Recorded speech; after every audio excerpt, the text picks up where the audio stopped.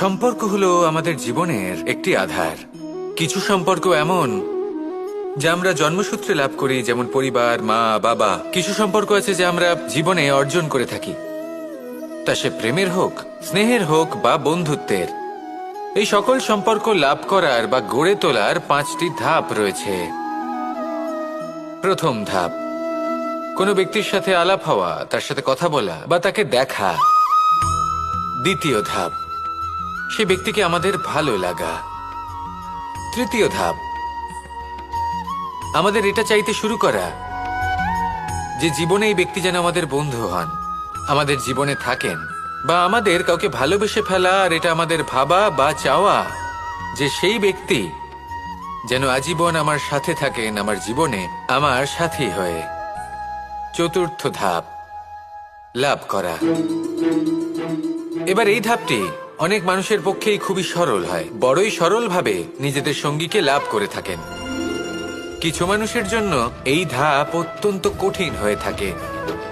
অনেক প্রতিকূল পরিস্থিতির ওপর জয়লাভ করে তারা সঙ্গীকে লাভ করেন, কিন্তু লাভ অবশ্যই করেন।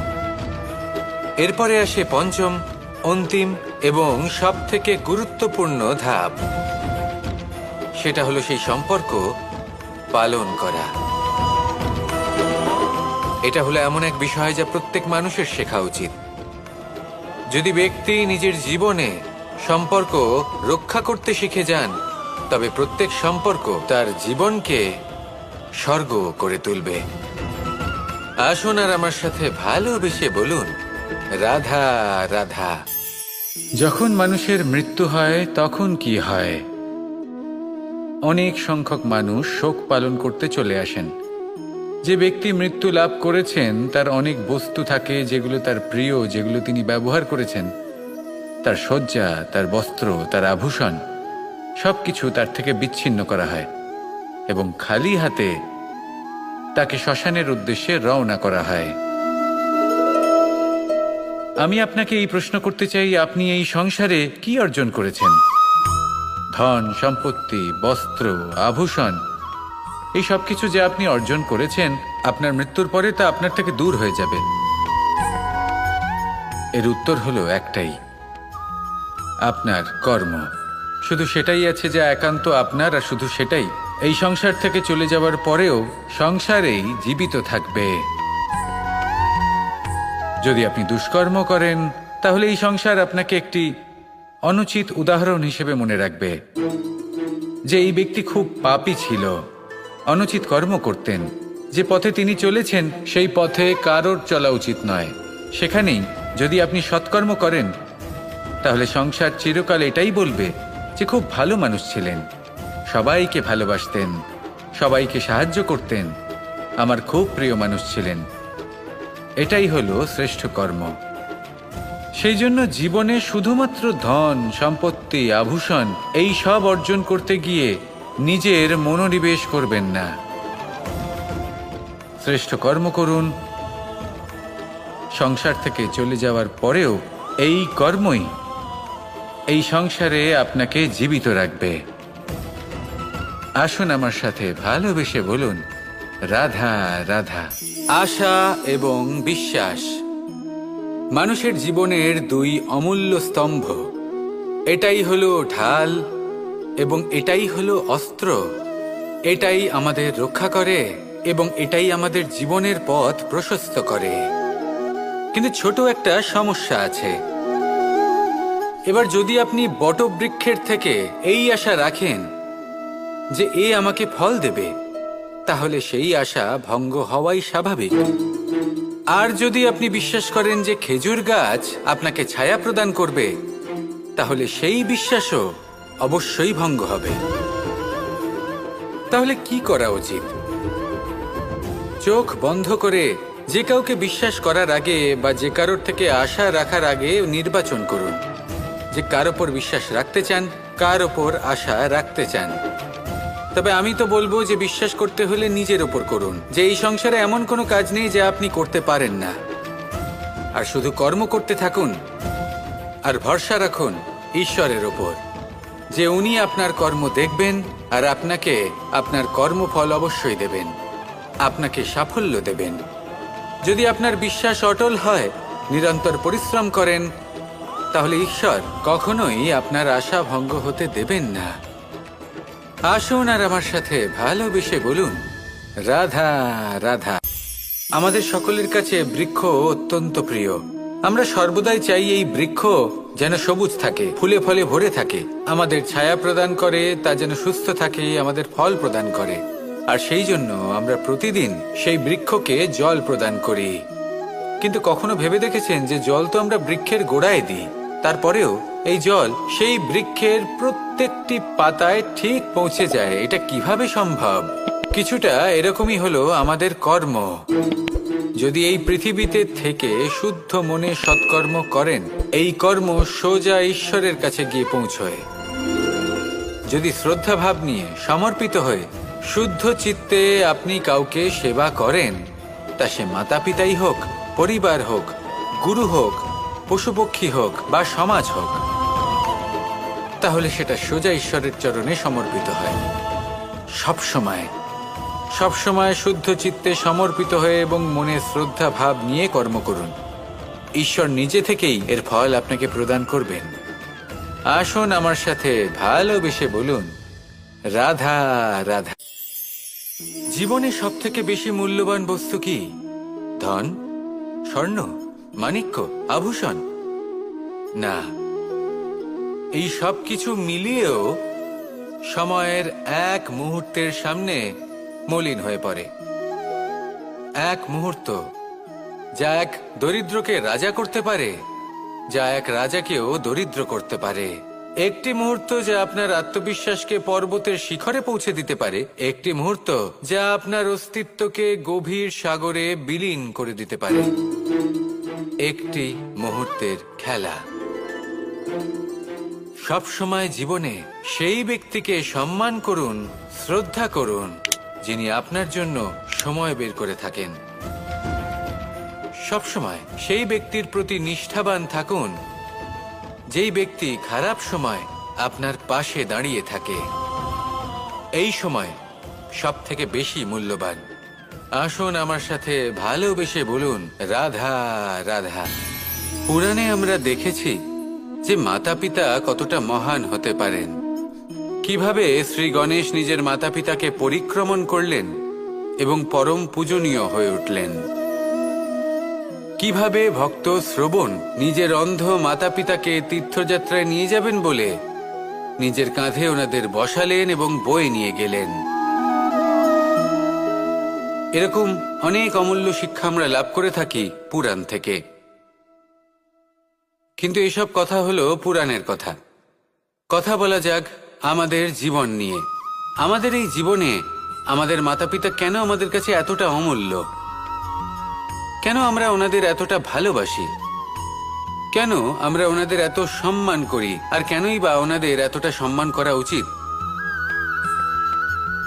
মমতার কারণে।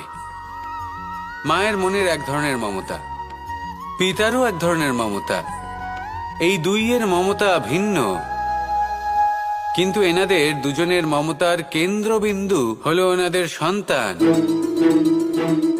মাতা মমতার কারণে সকালে তাড়াতাড়ি উঠে পড়েন, খাবার তৈরি করেন, এটা ভাবেন যে আমার সন্তান যেন অভুক্ত না থাকে। অন্যদিকে পিতা ইচ্ছে না থাকা সত্ত্বেও নিজের মমতাবোধের কারণে নিজের সন্তানের প্রতি কঠোর হন, তাকে জ্ঞান প্রদান করেন, শিক্ষা প্রদান করেন, কারণ উনি চান যে ওনার সন্তান যেন পরবর্তীতে উন্নতি করে, কখনো অভুক্ত না থাকে। এটাই হলো মমতা মাতা পিতার। আর এই মমতা সংসারের অন্য কোথাও আপনি পাবেন না।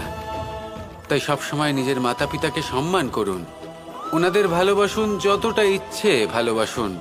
আর এই ভালোবাসার সাথেই বলুন, রাধা রাধা।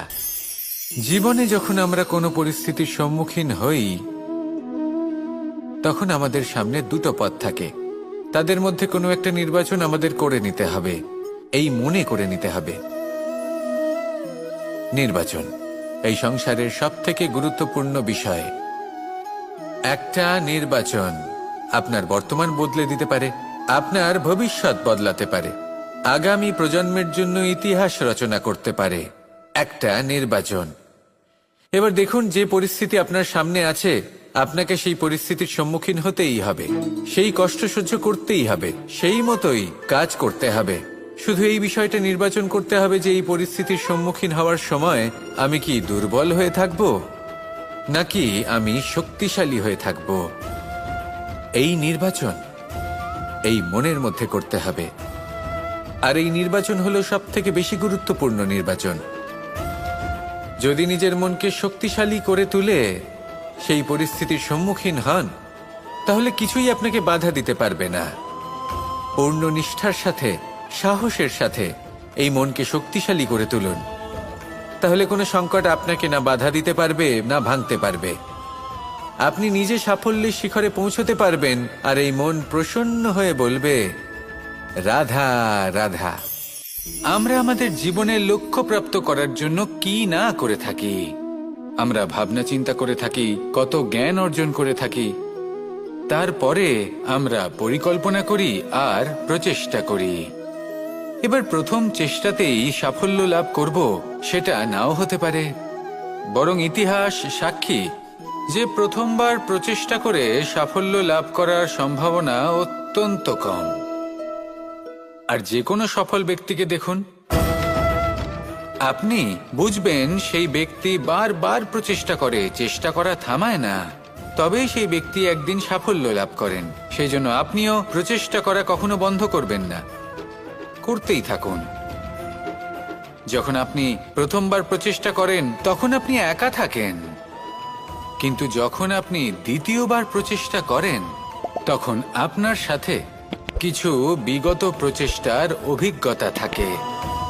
চেষ্টা করতে থাকুন, সাফল্য আপনার কাছে আসতেই চলেছে। আসুন আমার সাথে ভালোবেসে বলুন, রাধা রাধা। সুখ এবং দুঃখ এই দুই হলো আমাদের জীবনের অবশ্যম্ভাবী এবং গুরুত্বপূর্ণ অঙ্গ। আমাদের সকলের জীবনে কখনো সুখও আসে, আবার কখনো দুঃখও আসে। আমরা সবসময় ভাবি আমরা কিভাবে সুখ লাভ করব, কিভাবে আমরা দুঃখ থেকে দূরে থাকতে পারি। আর এই জীবনে যা কিছুই ঘটুক না কেন, সে সবকিছু আমরা সুখ এবং দুঃখের মাপদণ্ডে মেপে থাকি। এবার এখানে একটা ছোট্ট বিষয় আছে, এটা ভেবে দেখতে হবে যে কে আসলে সুখী ব্যক্তি। সুখী ব্যক্তি হলেন তিনি যিনি নিজের জীবনে নিজের কর্মের বিশ্লেষণ করে থাকেন, সেই বুঝে পদক্ষেপ নেন। উনি কি করতে চলেছেন সেটা উনি জানেন, আর যদি ওনার কোনো দোষ থাকে বা ভুল থাকে তাহলে সেগুলো শুধরে নিয়ে এগিয়ে চলেন। সেই জন্য উনি সুখী হন। অন্যদিকে যে ব্যক্তি দুঃখী, তিনি কি করেন? তিনি নিজের উপর নয়, অন্যের উপর নিজের নজর রাখেন যে তিনি কি করছেন, কিভাবে কর্ম করছেন। ওনারা অন্যের নিন্দা করেন, অন্যের সাফল্য দেখে ঈর্ষা করেন, ক্রুদ্ধ হয়ে যান, ওনাদের বাধা দিতে চেষ্টা করেন। সেই জন্যই তো ওনারা দুঃখী হন। এই সংসারে এমন অনেক ব্যক্তি আছেন যারা এই কারণে দুঃখী নন যে তাদের জীবনে দুঃখ আছে। তারা এই কারণে দুঃখ পান কারণ অন্যের জীবন অনেক বেশি সুখের। দেখুন, শেষ পর্যন্ত আপনাকে নিজের কর্মের প্রতি মনোসংযোগ করতেই হবে, অন্যের প্রতি নয়। কারণ আপনার জীবনে আপনার কর্ম হলো এমন একটা জিনিস যা আপনার নিয়ন্ত্রণে আছে।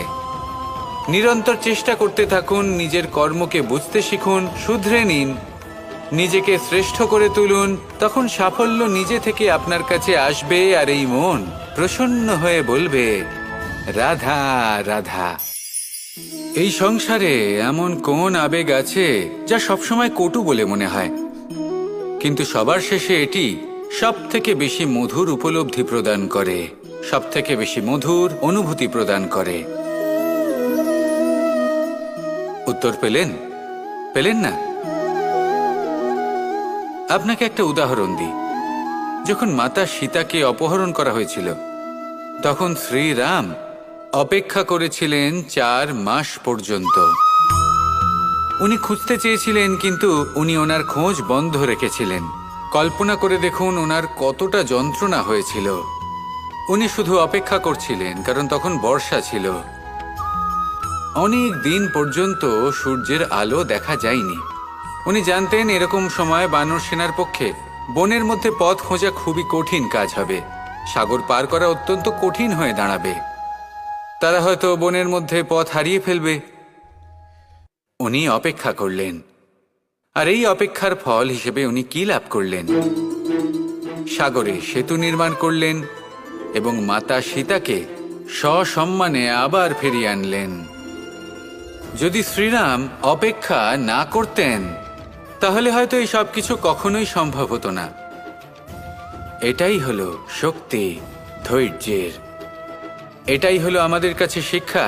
এই ধৈর্যই প্রত্যেকবার আমাদের অত্যন্ত কঠিন বলে মনে হয়।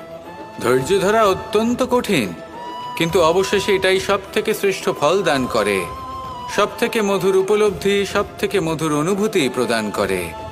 তাই ধৈর্য ধরে থাকুন, সব কিছু শুভ হবে। আর তখন এই মন প্রফুল্ল হয়ে বলবে, রাধা রাধা। এই সংসারে সব থেকে ভয়ানক এবং গভীর অন্ধকার কোনটা? সেটা যখন মেঘ সূর্যকে ঢেকে দেয় এবং সংসার অন্ধকারাচ্ছন্ন হয়ে ওঠে, নাকি তখন যখন সূর্যাস্তের সময় ঘনিয়ে আসে, সূর্য ঢলে যায় এবং এই সংসারে অন্ধকার ছেয়ে যায়, নাকি সেই অমাবস্যার রাত্রি যখন চতুর্দিকে ঘন অন্ধকার থাকে এবং চন্দ্রমার প্রকাশ কোথাও থাকে না? না, এই সংসারে সব থেকে বেশি ভয়ানক অন্ধকার হলো মানসিকতার অন্ধকার। মানসিকতা খুব গভীর একটা বিষয়। এই মানসিকতাই সত্যের রূপ ধারণ করে এবং আমাদের এই মানসিকতা এবং বিবেকে একটা সূর্য থাকে। যদি আমরা এটা জীবন থেকে বের করে ফেলি তাহলে নিরাশা, হতাশা, অসফলতা এর এমন এক ঘন অন্ধকারে আমরা ফেসে যাব যে তার থেকে বাইরে বের হওয়া প্রায় অসম্ভব ব্যাপার হয়ে দাঁড়াবে।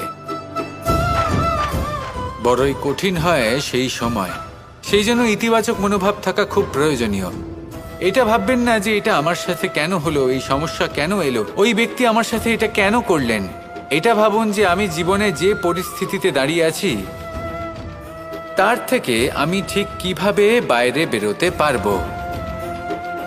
যতই ঘন অন্ধকার থাকুক না কেন, খুব ছোট একটা প্রদীপের প্রকাশ আমাদের পথপ্রদর্শক হয়ে দাঁড়াতে পারে। আর আমাদের জীবনে এই ছোট্ট একটা প্রকাশ হলো আশা।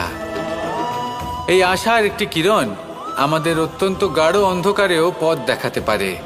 তাই এই আশাকে সব সময় মনে প্রজ্বলিত করে রাখুন। গাঢ় থেকে গাঢ় অন্ধকারের সাথে, কঠিন থেকে কঠিনতর সমস্যার সাথে লড়াই করুন, সামনে এগিয়ে চলুন, আর আমার সাথে ভালোবেসে বলুন, রাধা রাধা। একটি নৌকা বিশাল একটি সাগরে ভেসে চলে। কখনো যাত্রীদের বা কখনো বিশাল বস্তুকে নিজের সাথে বহন করে নিয়ে চলে, এক স্থান থেকে অন্য স্থানে পৌঁছে দেয়।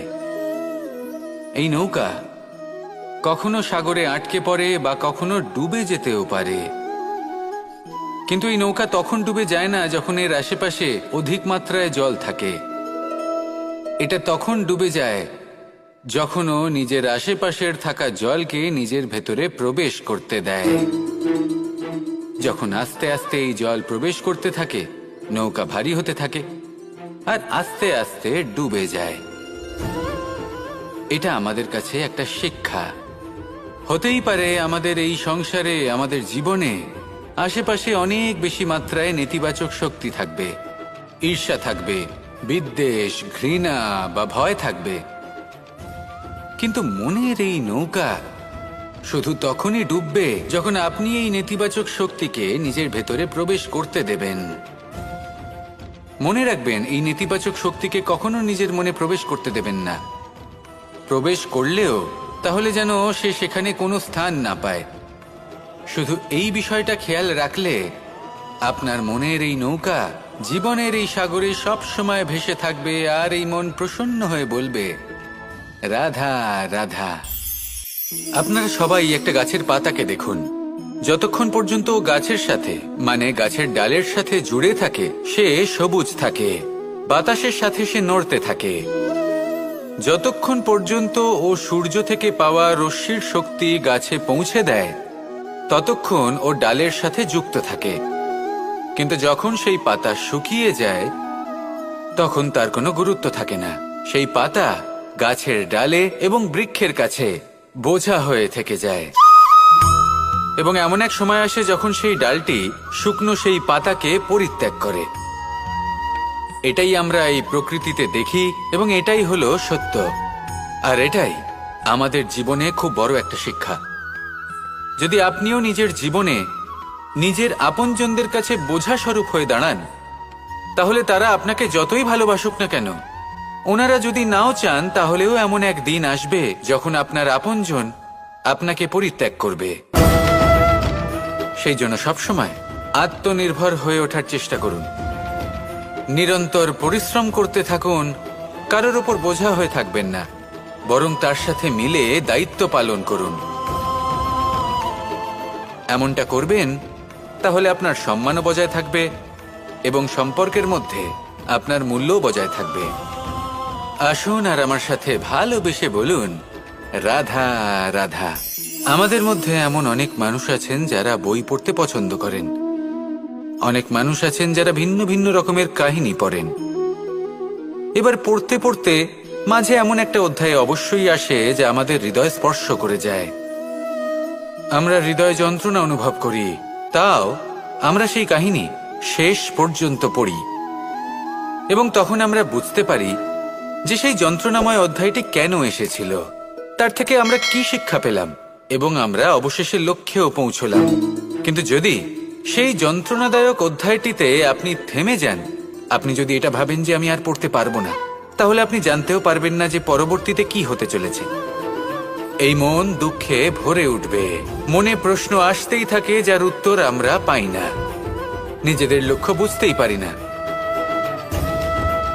এইভাবেই আমাদের জীবনেও যদি এমন কিছু হয় যা অত্যন্ত দুঃখজনক, যদি এমন কোনো কঠিন অধ্যায় আপনার জীবনে আসে, থামবেন না। তা হলো আপনার জীবনের কাহিনীর একটি যন্ত্রণাদায়ক দুঃখজনক অধ্যায় মাত্র। শেষ পর্যন্ত এই কাহিনীতে টিকে থাকুন, কর্ম করতে থাকুন। আপনি বুঝতে পেরে যাবেন যে এই কঠিন পরিস্থিতি আপনার জীবনে কেন এসেছিল। আপনি শিক্ষাও লাভ করবেন এবং লক্ষ্যও লাভ করবেন।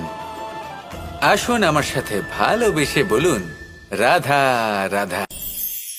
যখন আমরা মৌন থাকি তখন আমরা কতটা শক্তি ব্যয় করি, বিন্দুমাত্র নয়। সেখানেই যখন আমরা রুষ্ট হই তখন আমরা কতটা শক্তি ব্যয় করি। আমাদের রক্ত গরম হয়ে ওঠে, চোখ থেকে যেন অগ্নিবর্ষা হয়, আমরা চিৎকার করতে থাকি, জোরে কথা বলি, কখনো কখনো আমরা অনুচিত কর্ম করে বসি। সবকিছুই ক্রোধের বশে করি। এবার এই ক্রোধকে মৌনতায় পরিণত করতে হবে। এই কাজটা চোখে দেখা যায় না, এই কাজ সরল নয়, এই কাজ হলো অত্যন্ত কঠিন এবং এই কাজই শ্রেষ্ঠ। সেই ব্যক্তি শক্তিশালী নন যিনি কথায় কথায় ক্রুদ্ধ হয়ে যান, কথায় কথায় যিনি আক্রমণ করেন।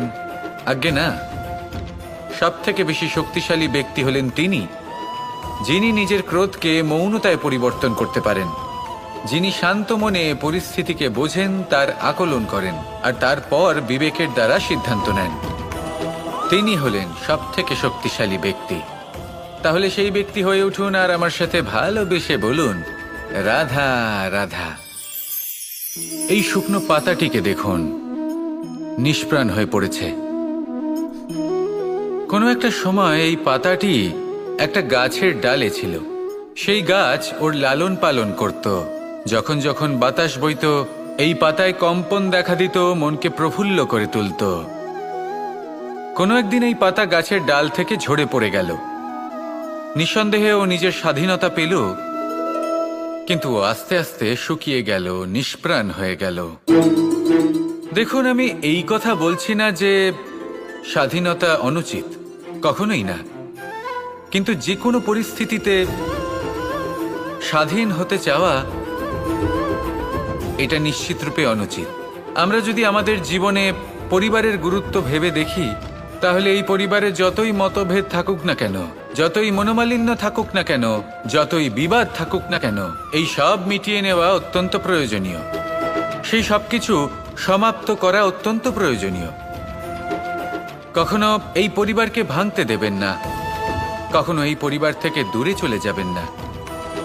এই পরিবার হলো আমাদের জীবনের একটা অমূল্য সম্পদ, অমূল্য এক আশ্রয়, যা এই সংসারে হয়তো কোথাও আপনি পাবেন না। তাই একে আগলে রাখুন। ভেবে নিন আপনি পাতা আর আপনার পরিবার সেই গাছ। আসুন আমার সাথে ভালোবেসে বলুন, রাধা রাধা। জ্যোতিষ একটা বিদ্যা, এ হলো একটা বিজ্ঞান।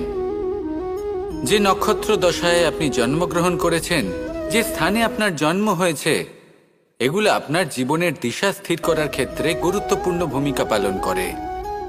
কিন্তু যে রাশিতে আপনি জন্ম নিয়েছেন আর আপনার যা নাম স্থির হয়েছে, সেটা আপনার ভবিষ্যৎ নির্ধারণ করবে তা আবশ্যক নয়। রা দিয়ে রাম এবং রা দিয়ে রাবণ, এই দুজনের রাশি সমান ছিল, কিন্তু একজন নিজের শক্তির দুর্ব্যবহার করলেন। স্বর্ণ লঙ্কার অধিপতি রাবণ, চতুর্দিকে বিজয়ী হওয়া সেই ব্যক্তি নিজের পতনের সম্মুখীন হলেন। শ্রীরাম রাবণকে বধ করলেন। শ্রীরাম, যিনি নিজের কর্ম দ্বারা, নিজের পরিশ্রম দ্বারা ঈশ্বর উপাধি লাভ করেছিলেন, 14 বছরের বনবাস ভোগ করলেন, আর যখন বিপদে পড়লেন তখনও নিজের রাজ্যের সাহায্য নিলেন না। বনের মধ্যে নিজে বানর এবং ভাল্লুকদের নিয়ে একটি সেনাবাহিনী গড়ে তুললেন এবং রাবণকে তার কুকর্মের শাস্তি দিলেন। তাই সর্বদা এটা মনে রাখবেন, আপনার খ্যাতি, আপনার ভবিষ্যৎ আপনার কর্ম নির্ধারণ করে, আপনার রাশি নয়। তাই সবসময় শ্রেষ্ঠ কর্ম করুন আর আমার সাথে ভালোবেসে বলুন, রাধা রাধা। প্রজাপতি দেখেছেন কি সুন্দর হয়, তাই না? এই প্রজাপতি, ওদের দিকে তাকালে নিজের অজান্তেই নিজের মুখে হাসি ফুটে ওঠে। কিন্তু এই প্রজাপতি জন্ম থেকেই এমন দেখতে হয় না। জন্ম থেকে এদের কাছে ডানা থাকে না, এরা উড়তেও পারে না। যখন একটি প্রজাপতি জন্ম নেয় তখন প্রথমে ডিম অবস্থায় থাকে সে। আস্তে আস্তে সেই কবচ সে ভেঙে ফেলে, খুব পরিশ্রম করতে হয় তাকে। তারপর কীটের আকার ধারণ করে সে চলতে থাকে, অনেক কষ্ট সহ্য করতে হয়, অনেক পরিশ্রম করতে হয়। তারপর তার রূপ বদলে যায়, তারপরে তার ডানা গজায়, তারপরে সে উড়তে পারে। এই নিরন্তর পরিশ্রমই সাফল্যের মূল মন্ত্র হয়। কখনো কখনো প্রতিভাও কম পড়ে যায় যদি নিরন্তর পরিশ্রম না করা হয়, যদি সমর্পণের ভাব মনে না থাকে, দৃঢ় নিষ্ঠা না থাকে। আর কখনো কখনো সেই ব্যক্তি যার মধ্যে বিশেষ প্রতিভা থাকে না, সেই ব্যক্তি নিরন্তর পরিশ্রম করে, নিজের মনে সমর্পণের বোধ জাগিয়ে তোলে, দৃঢ় নিষ্ঠার সাথে কর্ম করে আর সাফল্য লাভ করে। সেই জন্য আপনি জীবনে যেখানেই পৌঁছে যান না কেন, নিরন্তর পরিশ্রম করতে থাকুন। তবেই আপনার ভবিষ্যৎ রঙিন প্রজাপতির মতন গগনচুম্বী হবে। তবেই এই সংসার আপনাকে দেখবে এবং নিজের অজান্তেই এই সংসার নিজের মুখে হাসি ফুটিয়ে তুলবে এবং এই সংসার আমার সাথে ভালোবেসে বলবে, রাধা রাধা। কখনো কখনো অন্ধকারের সাথে লড়াই করার জন্য আমরা প্রদীপ জ্বালাই। এতে প্রথমে সলতে রাখি, তারপর তেল ঢালি, তারপর আগুন জেলে এটা প্রজ্বলিত করি। তারপর একটা সময় আসে যখন এই প্রদীপ নিভে যায়। কারণটা কি? কারণ কি এটা যে প্রদীপের প্রকাশমান হওয়ার ক্ষমতা সমাপ্ত হয়েছে? না, এই যে আগুন আমরা দেখতে পাচ্ছি, এই আগুনের জন্য যে শক্তির প্রয়োজন হয় তা আসে এই তেল থেকে। যদি এই তেল সমাপ্ত হয়ে যায় তাহলে এই প্রকাশ তাও সমাপ্ত হয়ে যায়। আর আমাদের জীবনে এই তেল হলো আমাদের কর্ম, আর এই আগুন আর এর দ্বারা উৎপন্ন হওয়া প্রকাশ আমাদের ভাগ্য। যত আমাদের কর্ম ক্ষীণ হতে থাকবে, আমাদের ভাগ্য সৌভাগ্য কোথাও না কোথাও লুপ্ত হয়ে যাবে। যে উজ্জ্বল ভবিষ্যৎ আমরা চাইছি তা কখনো লাভ করতে পারবো না যদি কর্ম না করি। ঠিক যেমন তেল ছাড়া অগ্নি উৎপন্ন হয় না, তেমনি কর্ম ছাড়া সৌভাগ্য হয় না। আর যেমন কর্ম তেমন ভাগ্য। তাই সবসময় কর্ম করতে থাকুন, কর্ম করা থামাবেন না। আর আমার সাথে ভালোবেসে বলুন, রাধা রাধা। মুক্তোর এই মালা দেখতে কত সুন্দর হয়, তাই না? যিনি ধারণ করেন তাকেও এটা শীতলতা প্রদান করে। আর যে ব্যক্তি দেখে তার চোখও এই দৃশ্য দেখে শান্তি উপলব্ধি করে। কিন্তু ভাবুন, যদি এমন কিছু হয় যে সুতো দ্বারা এই মুক্তোর মালা তৈরি হয়েছে সেটা কেউ ছিঁড়ে দেয়, তাহলে এই মুক্তোর মালা ছিঁড়ে যাবে আর সমস্ত মুক্তো মাটিতে পড়ে যাবে, ছড়িয়ে পড়বে। তখন কি আমরা এটা ভাববো যে এটা তো মাটিতে পড়ে থাকা বস্তু, এটা আমি তুলবো না? ভাববো না, তাই না? আমরা নিচু হয়ে একটা মুক্তো কুড়িয়ে নিই এবং আবার এদের সুতোর মধ্যে প্রবেশ করাই। কেন? কারণ এই মুক্তো হলো বহুমূল্য। এতে কোনো সন্দেহ নেই যে এই মুক্তো হলো বহুমূল্য। কিন্তু এর থেকেও অনেক বেশি বহুমূল্য হলো আমাদের জীবনে আমাদের সম্পর্ক, আমাদের বন্ধু বান্ধব। এই সম্পর্কেও কখনো কখনো বিবাদ হয়, মনোমালিন্য হয়, এগুলোও ছড়িয়ে যায়। আর সেই সময় এই মুক্তোর মতোই নত হয়ে আমাদের এই সম্পর্কগুলিকে হাতে তুলতে হবে, এদের জুড়তে হবে, এদের আগলে রাখতে হবে, কারণ এদের থেকে বহুমূল্য আর কিছুই নেই। আর যদি এই কাজটা আপনি শিখে নিতে পারেন, তাহলে আপনার জীবনের এই সম্পর্ক, এই বন্ধুত্ব সবসময় আপনাকে বল প্রদান করবে, আনন্দ প্রদান করবে। আর এই মন সুপ্রসন্ন হয়ে বলবে, রাধা রাধা।